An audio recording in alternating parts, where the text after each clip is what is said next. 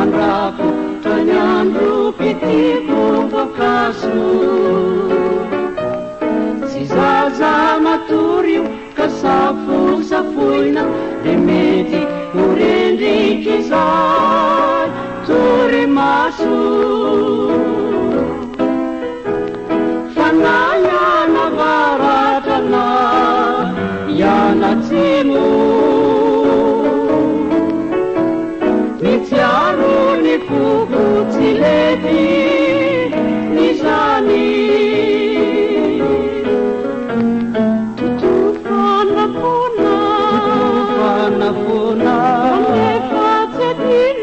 kanefa tsy adino hakipiny maso fahitao ihany